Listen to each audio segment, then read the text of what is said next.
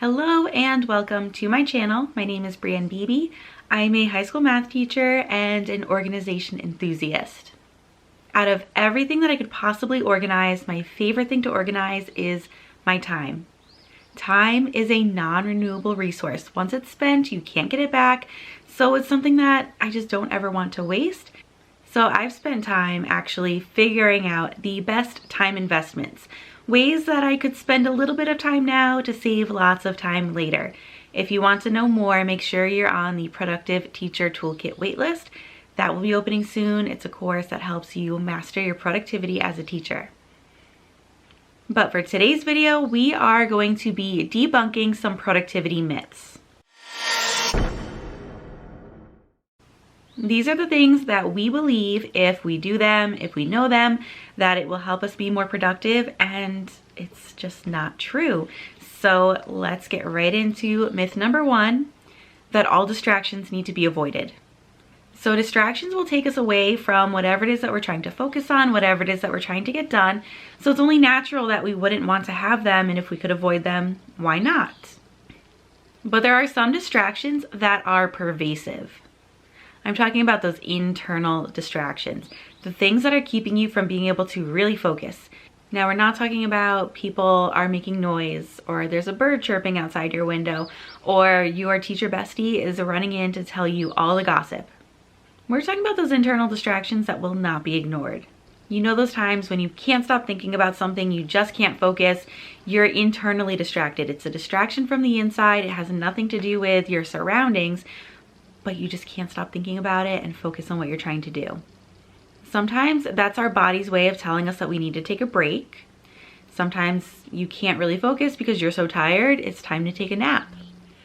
If you have some kind of a conflict that you can't stop thinking about, you might need to stop what you're doing and take the time to resolve it. Actually, dealing with and tackling those kinds of distractions will save you time in the long run because you're not trying to push through getting your work done when you can't focus, and getting those things taken care of will help you be more productive later when you're able to focus. Productivity myth number two is all about multitasking. So when we were in college, we were like, I'm a good multitasker, and that was like a badge of honor. Like, I can multitask, I can do all the things, I can get it all done. And then we learned the truth that multitasking is not helping you. It actually makes tasks take longer because your brain cannot focus on more than one thing like we think it can.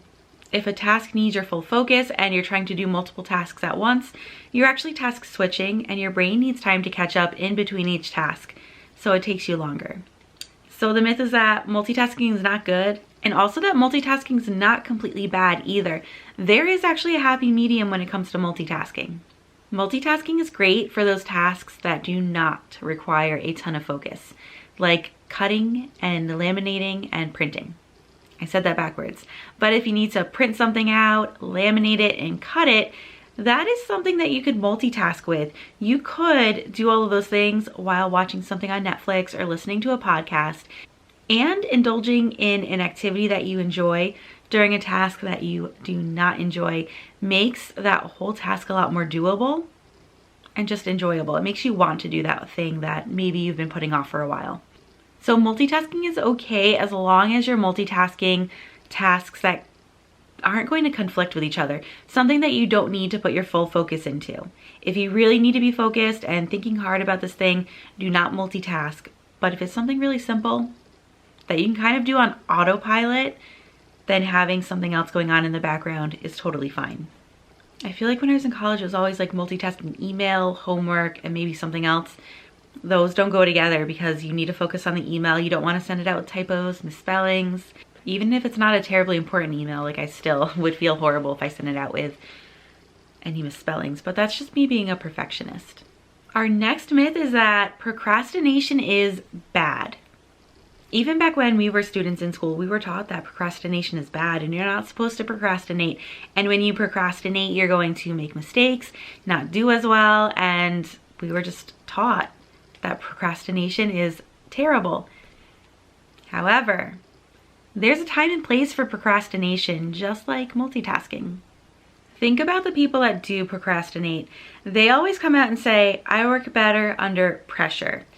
So when they procrastinate, they put something off until the last minute.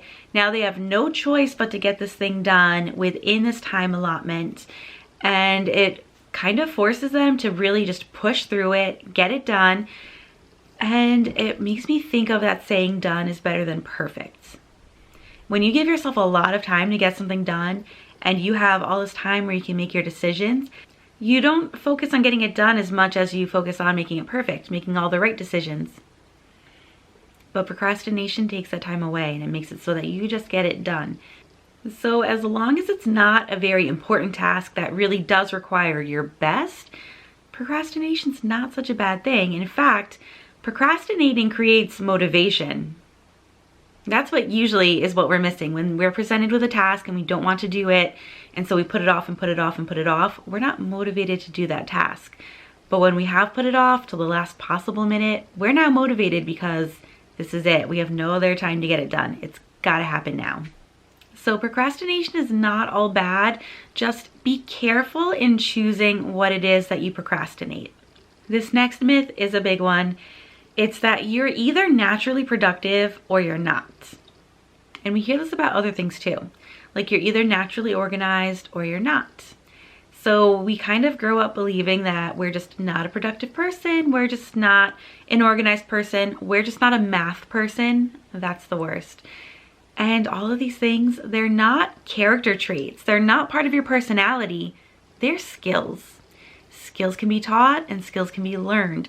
So you don't have to spend all of your life being disorganized, unproductive, not a math person, whatever else you want to insert in there if it's a skill. If it's something that you can learn and be taught, it's something that you can accomplish. And over time, when it's easier, it does make it feel like it's just part of who you are. It's part of how you identify. But the fact is, you've just worked at it. You've put in the time and effort to build a skill. So remember, productivity is not a character trait, it's a skill, and you can learn it too. And that brings us to our last myth, that being productive means working all the time. That's so not the case. The goal of productivity is to get more done in less time. That way you end up with more time. So with this extra time that you have, it's up to you how you use it. You can do more work if that's what you choose, or you could choose to do something else. Now, if you're at school, you kind of don't get much of a choice. You're still there to work, so if you get more done in less time and you have extra time, you're still going to be working. But I've been able to use that time to get ahead on whatever it is I'm working on. Usually lesson plans. Lesson plans, they're time consuming. That's the bulk of what I'm working on when I'm at school. But if I'm able to get that done early, then I have time to just start planning, preparing, dreaming what I want to do for the next unit or the next week. I'm able to organize my classroom a little bit better, to clean up. My classroom gets inexplicably dusty. Like, I don't understand where it all comes from.